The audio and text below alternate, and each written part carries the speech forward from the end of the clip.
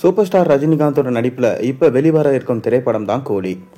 இந்த கூலி திரைப்படம் லோகேஷ் கனகராஜால எடுக்கப்பட்டிருக்கு.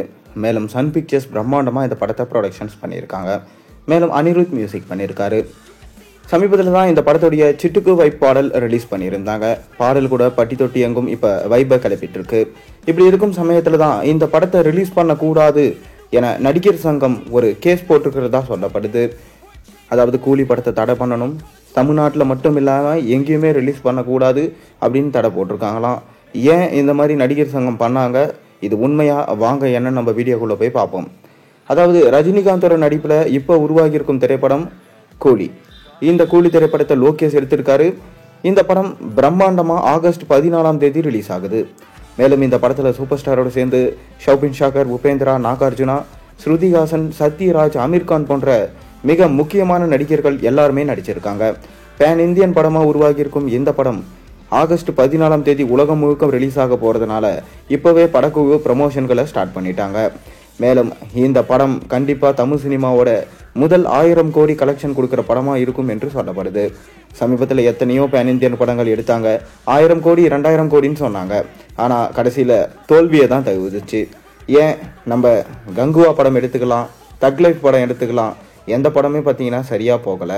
பேன் இந்தியன் அப்படின்ற மதிப்பே போயிடுச்சு அப்படின்னு சொல்லிட்டு சொல்லப்படுது. ஆனால் இந்த சாதனையை எப்பவுமே ரஜினிகாந்த் தான் செஞ்சுட்டு வருவார். 1000 கோடி கலெக்ஷனை ரஜினிகாந்த் இந்த படத்தின் மூலமாக கொடுப்பாரு என அனைத்து ரசிகர்களும் காத்து கொண்டு இருக்காங்க. சிட்டுக்கு வைப் பாடல் கண்டிப்பாக ரசிகர்களுக்கு வைப்பை கிளப்புற மாதிரி தான் இருந்துச்சு. அதுக்கு காரணம் டி ராஜேந்தர் இந்த பாட்டில் வைப்பை கொடுத்திருந்தாரு. மேலும் அனிருத் இந்த பாடலை பாடியிருந்தாரு. அதைத் தொடர்ந்து இந்த படத்தில் பூஜா ஆக்டேவும் ஒரு முக்கியமான ரோலில் நடிக்கிறதா சொல்லப்படுது. இப்படி இருக்கும் சூழலில் படம் ஆகஸ்ட் 14 வெளியாக போகுது.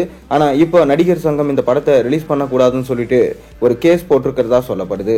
அதாவது ரஜினிகாந்த் அவர்கள் இவ்வளோ உச்சத்தில் இருக்காரு, ஆனால் எங்களை திரும்பி கூட பார்க்கல, எங்களுக்கு ஹெல்ப் கூட பண்ணலை. ஏன் ஹெல்ப் பண்ணலைன்னா பரவாயில்ல, எங்களுக்காக ஒரு படம் நடித்து தர சொன்னால் இன்னைக்கு வரைக்கும் அதற்கான எந்த ஒரு முடிவுமே அவர் எடுக்கலை.